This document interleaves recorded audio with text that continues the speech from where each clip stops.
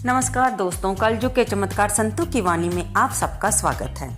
दोस्तों, हम आज वैशाख मास की एक पवित्र कथा सुनेंगे जिसमें ये पता चलता है कि वैशाख मास में स्नान करने का कितना महत्व है। इसमें आती है एक बंदरी की कहानी जिसे सुनकर आप खुद ही समझ जाएंगे कि इस महीने का, जो कि सभी साल के सभी पवित्र महीनों में से एक माना जाता है, ब्रह्म मुहूर्त में उठकर गंगा स्नान करने का बहुत ही महत्व है। आइए सुनते हैं। एक राजा था। वह वैशाख माह में प्रतिदिन ब्रह्म मुहूर्त में उठकर गंगा जी में स्नान करता था। राजा का आदेश था कि मुझसे पहले गंगा जी में कोई भी स्नान नहीं करेगा।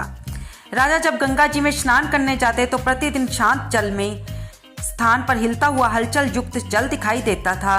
तो राजा को संदेह होता था कि निश्चय ही कोई मुझसे पहले इस गंगा जल में स्नान कर लेता है। अतः राजा ने नदी के तट पर पहरेदार बैठा दिए। गंगा जी के तट पर एक वृक्ष था। उस पर एक बंदरिया रहती थी। वह प्रतिदिन राजा के स्नान करने से पूर्व स्नान करके वृक्ष पर चढ़कर बैठ जाती थी। इस प्रकार होते होते पूरा वैशाख मास व्यतीत हो गया, किंतु अंतिम दिन राजा के सिपाही ने देख लिया और उस बंदरिया को पकड़कर राजा के पास ले गए और कहा कि ये बंदरिया आपसे पूर्व प्रतिदिन गंगा में स्नान करती है। उधर राजा की प्रतिज्ञा थी कि यदि कोई भी स्त्री मुझसे पूर्व स्नान करती होगी तो मैं उससे विवाह कर लूंगा।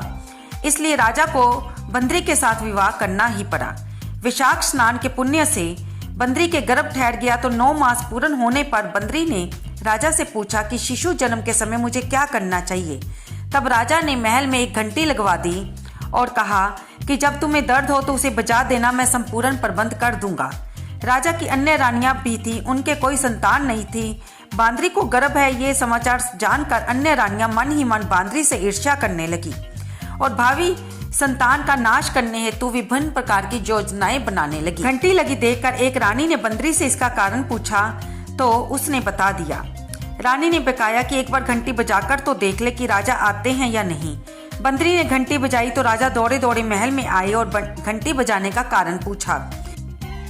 घंटी बजाने का कारण पूछने पर बंदरी ने उत्तर दिया कि मैंने तो रानियों के कहने पर घंटी बजाई थी। तब रानियों ने राजा से कहा कि ये तो पशु है, ना जाने कितनी बार घंटी बजाएगी।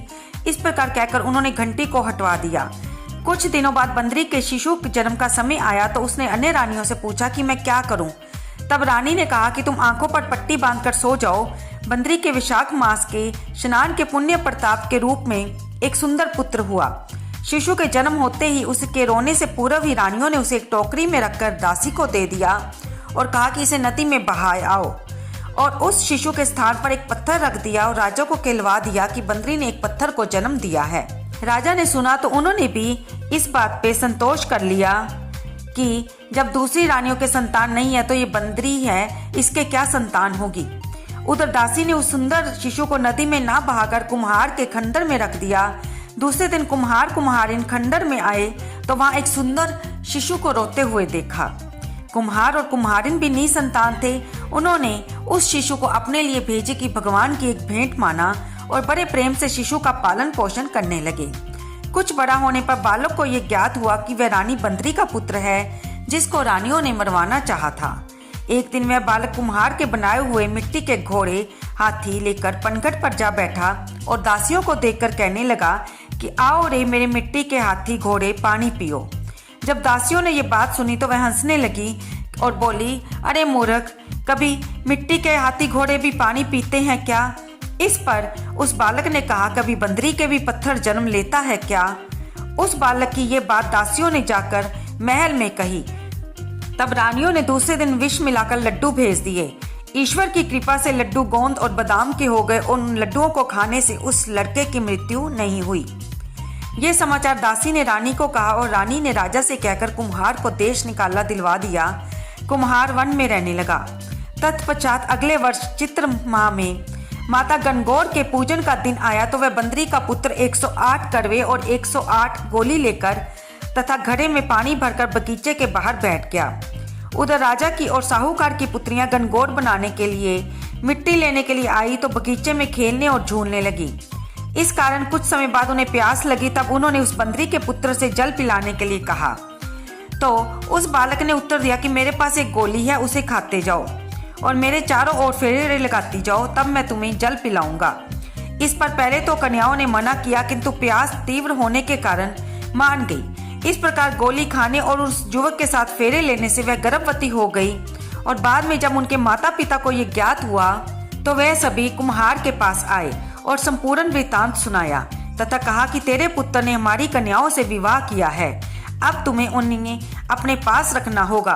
तब कुमार ने निर्धन होने के कारण असमर्थता व्यक्त की। 2 कन्याओं के माता पिता ने बहुत सारा धन देकर अपनी कन्याओं को कुम्हार के घर विदा किया और कुमार के घर 108 बहुएं आ गई। कालांतर में उनसे 108 ही पोते हो गए। कुम्हार ने समस्त नगरी को भोजन हेतु निमंत्रण दिया और राजा को भी बुलाया। राजा के जहाँ से रानी बंदरी के अतिरिक्त सभी भोजन हेतु पधारे। तब राजकुमार राजा की आज्ञा लेकर बंदरी को लेने रथ पालकी लेकर गया और लाकर सभा में सबसे ऊंचे स्वर्ण आसन पर बिठाया। राजकुमार ने अपनी सभी पत्नियों को समझा दिया था कि बंदरी मुझे जन्म देने वाली माता है। एक एक बहू रानी बंदरी के चरण स्पर्श करती गई और एक एक सोने का सिक्का और पोते की गोद में देती गई। जब राजा और अन्य रानियों ने ये सब देखा तो कुम्हार के पुत्र से इसका कारण पूछा। तब रानियों को संदेह हो गया कि ये अवश्य ही बंदरी का पुत्र है। इसलिए रानी और रूठ कर राजा को कहने लगी कि कुम्हार के पुत्र ने हमारा अपमान किया है और बंदरी को सम्मान किया है, अतः हम लौट कर जा रही हैं। इधर राजा को पुत्र के जन्म का संपूर्ण रहस्य ज्ञात हो गया था, इसलिए उन्होंने रानियों को देश निकाला दिया और अपनी सभी पुत्र वधु और पौत्रों को लेकर महल में आया। राजकुमार का राज तिलक हुआ। कुम्हार कुम्हारिन को राजकुमार ने महल में रहने के लिए निवेदन किया, लेकिन वे नहीं माने। तब राजा ने उन्हें बहुत सा धन देकर विदा किया। विशाख स्नान का इतना महत्व है कि बंदरी ने भी विशाख स्नान किया तो उसे पुत्र पौत्र बहुएं प्राप्त हुई।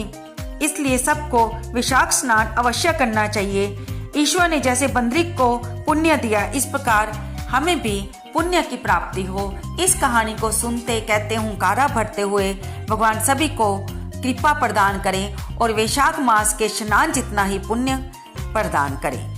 आपको ये कहानी कैसी लगी? कृपया इसे लाइक करें, शेयर करें और कमेंट बॉक्स में जय विष्णु भगवान लिखना बिल्कुल ना भूलें। धन्यवाद दोस्तों।